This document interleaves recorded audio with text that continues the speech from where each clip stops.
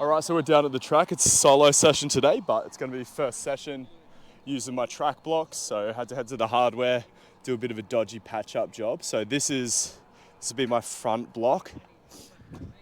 This is the attachment that it's meant to have, but I just think the 2 screws will be enough. Let's see how it sort of sits in there. I mean, there's no bracket, but it's better than no blocks. So, I mean, yeah, I'm absolutely cooking compared to no blocks. I got 9 out of 10 blocks. So the things that Jack gave me to work on after seeing my first session out of blocks, I just need to actually try to find a setup where my back leg isn't coming through on that first step too quickly, give myself a little bit more time to push off that front leg. I think that's the main thing, honestly. I think that'll be the biggest change that I try to make on that. And I felt like I didn't have my hips too high, but then I don't know if that's just me watching elite sprinters and I shouldn't be comparing myself to those people. But yeah. Okay, so my main focus today, I want about 10 meter acceleration efforts, or probably be close to 11 meters. So I'm just gonna set myself a little bit behind the starting line, just so I've got maybe like, so the issue that I'm running with is my gates start timing as soon as I run through them. So I can't set up right on the starting line because I'll trigger my gate and I won't get a 0 to 10 fly time. So I'm gonna have to do like a 1 meter to 11 meter fly time. Marching has been something that I've been working on a lot lately, just trying to improve my postures and my shapes in all the phases of my sprinting. So today I'm gonna have a go at the B skip because I've been avoiding B skips because I remember the first time I tried them, I just found them incredibly awkward. But it's obviously master of these things that is gonna help with my running postures and my shapes there. So don't make fun of me, we're on this journey together. Let's have a go at some B skips. Let's just go make an idiot out of ourselves and then we'll see. I'm gonna establish my 1 to 11 meter fly time today.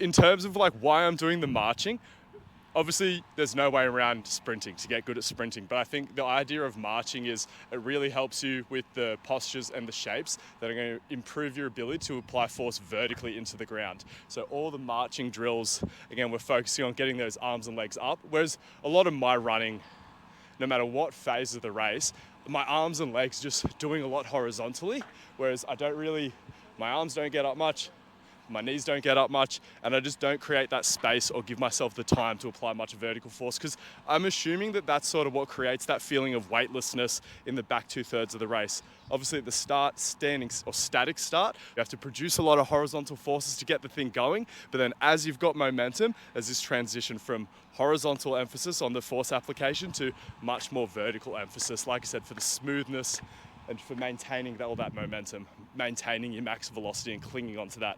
Fighting the war against deceleration.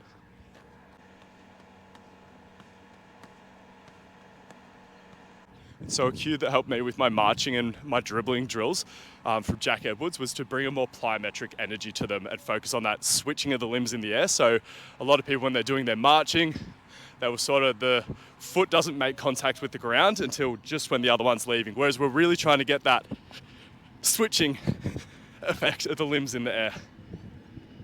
So, and obviously this is like an A march that I'm doing, or an A skip, so it's just getting it up. And then so on the B skip, it's like, get it up, and then, okay, so, and this is the thing that I can't wrap my head around. You need to whip the leg out, but you're still meant to make contact. So I know in a sprint, you're meant to touch down just in front of your center of mass.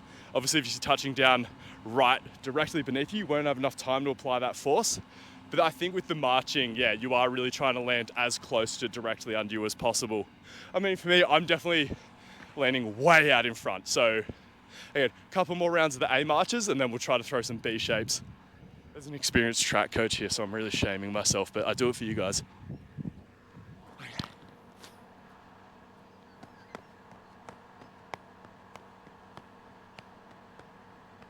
I'm definitely going to be throwing way more marching into the general physical preparation group program. It's just I don't want to put a whole bunch of marching drills in there, or too many marching drills, until I've got a good grasp on them. So that's probably something I'm going to work on a lot over the next 2 weeks. So I feel confident throwing more marching drills into the outdoor track workout. Or it's like the hybrid session. You can do it in the gym or you can do it in the field or at the track if you want. So something else as well, like obviously we can alternate, we can focus on double switches, going back to that same side. So maybe such a deep bag of marching variations to explore. Well, my bag's not that deep, but it could be.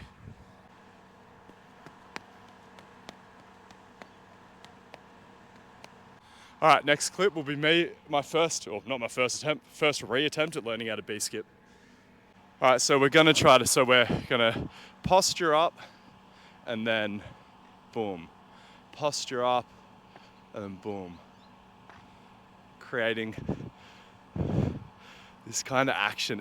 I really get, if I go, I'm either on the toes and out in front, or I just like, I feel like I'm gonna hyperextend my knee.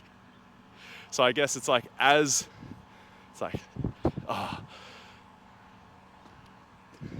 need to get this thing out of my hands. All right, let me have a proper go at it.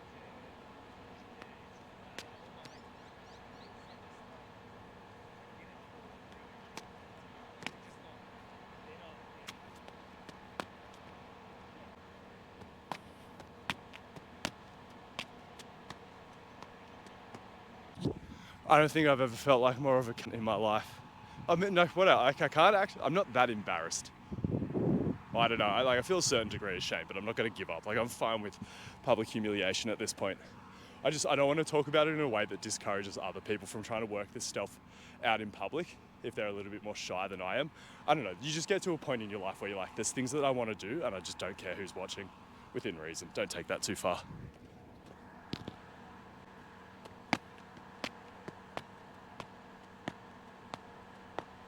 It's so hard. I'm just trying to go back to the A skip, like think A skip and then whip the leg out. Oh, I feel like I'm gonna look back at this and throw up in my mouth. Maybe it's not as bad as I feel like B skips, when you do it well, you'll feel it. And it feels, I'm not getting any pop. There's no confidence in it. I guess I just gotta do what I tell my athletes to, and you gotta act like you've been here before and just act like you know how to do the thing.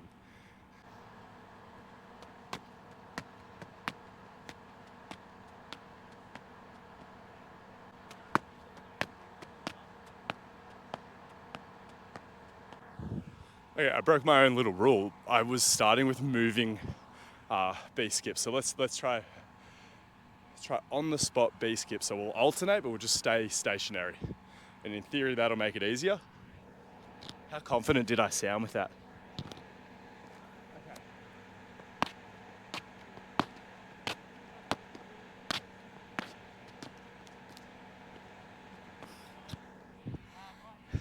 All right, I didn't look confident there. Are you ready for this one? I'm gonna convince you that I'm a proficient runner with these warm-up drills.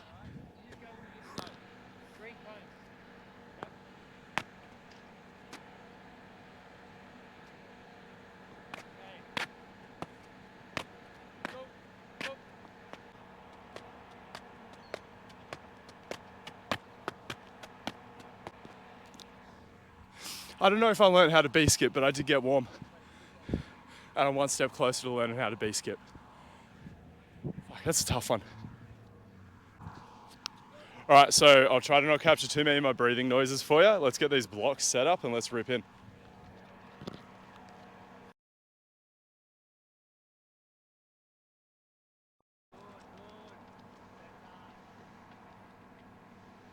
Toesies on the blocks. Oh, sorry, full foot on the blocks.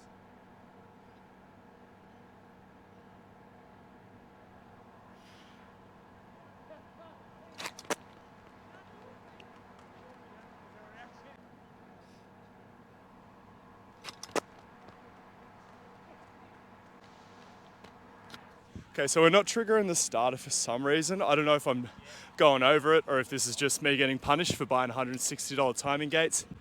I mean, I did say I was gonna go 1 meter to 11 meter, which I wasn't really doing that. So let me actually get myself a meter back. All right, so a little bit further back. I could feel full foot contact in the block, so I liked that. Let me just see if I can find a stronger and stronger starting position. So I just remembered as well, the other big thing that I want to work on, I feel like I've got the blocks spaced apart way more appropriately for this session.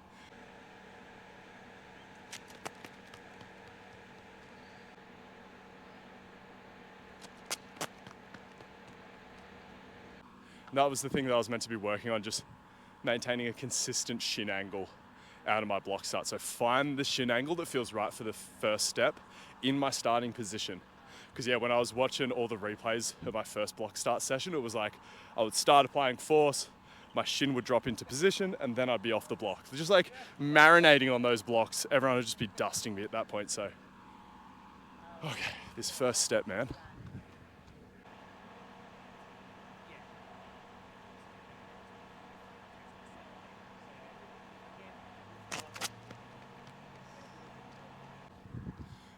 Even slower, so 191, but there was definitely even more thinking than the last rep. So, I mean, thinking is a necessary part of the process when you just getting to conscious competency. It's a necessary part before unconscious competency. Not that you think your way there completely, like, it just means that you're thinking a bit more while you're doing it. All right, but let me just try to clear the mind and see what happens. See if I can tap into some sort of unconscious competence.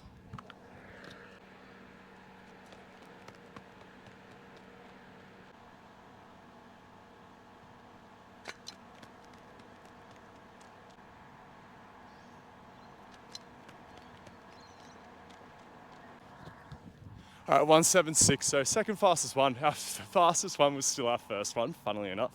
And it's a bit frustrating because we're meant to be getting better, but getting better is not linear. Okay, so 175. We're going into the 1.6 here, and then I'll finally check where that split actually needs to be.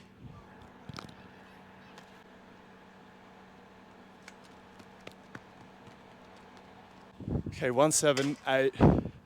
We'll have a bit more of a rest before we go into our next one.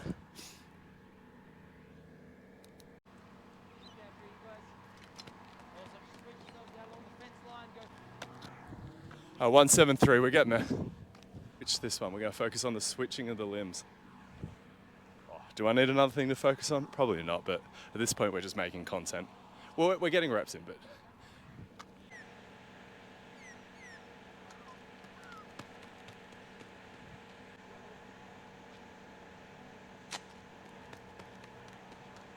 Okay, 1.84.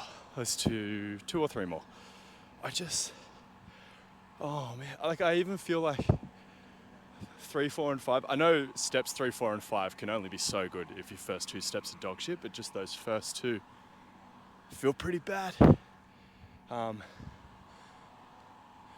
know. Wouldn't be a good goal if it was that easy to achieve. So I think I need to adjust my expectations as well. It's meant to be hard. Okay, 1.6. What I did on that last rep, and it worked okay, like I just went back and tried to just put myself in a mental 3-point start, just because I feel like my 3-point starts aren't complete dog shit, and just trying to find something that feels similar out of blocks.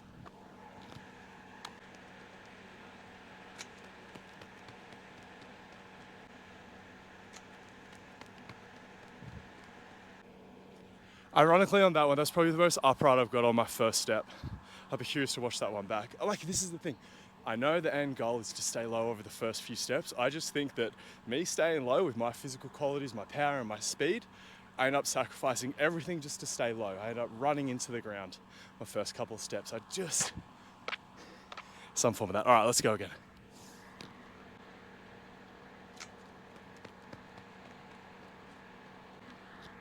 I think it's, just about focusing on getting the hips through quick, and then just trusting that I'll stay low because I'm starting from a low position. Trusting I'll stay relatively low. Like I said, I'm looking for relatively low. I just want to be lower than what I end up by the time I'm in the middle of the track. I don't need to be Christian Coleman.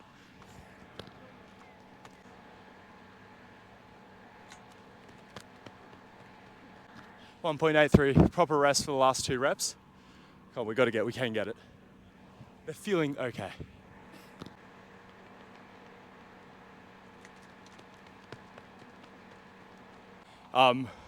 Something that I felt like worked out well on that one is, so I've been struggling to feel like loaded, or like, I want to feel tension. The same way like in the starting position for a clean or a snatch, you just feel loaded up and ready to go. I'm just trying to recreate that and like try to load my hips. Because when I watched mine back, the biggest thing I noticed compared to experienced people out of blocks is they seem to really stretch out, get those hips high. And I was just trying to mimic that too much. And again, it made sense just like loading the hips and then pushing out of that. But I think for me, just like I don't know, I felt like I was almost in just a crouch starting position. Didn't feel very stretched out, but like I did feel like I just found like a starting position that for me felt good. Might look like arse when I go back and watch the replay, but we'll find out together. In the editing studio tonight. All right, last one, let's do it. 1-6, come on. Not 1-6 flat, but like, you know, something with a 1-6 something.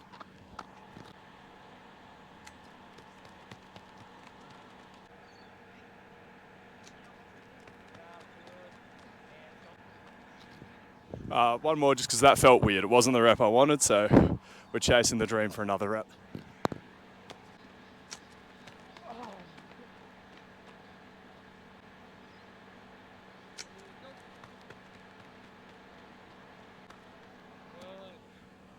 I keep just not quite executing to my expectations for the last set because you want your last set to be a good set, so I'm being a dirty little pig and I'm indulging myself.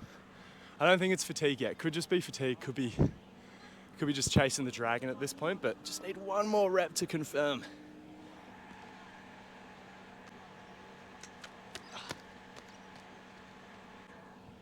I'm sick of explaining myself. I'll see you at the starting line.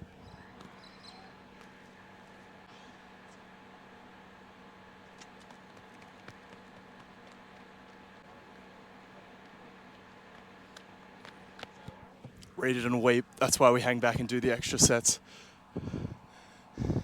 Gaslight yourself until you hit a PB. Alright, so I accidentally had the microphone on mute here, but hope you enjoyed this video. Don't forget to like and subscribe. Don't forget to grab a free trial of general physical preparation.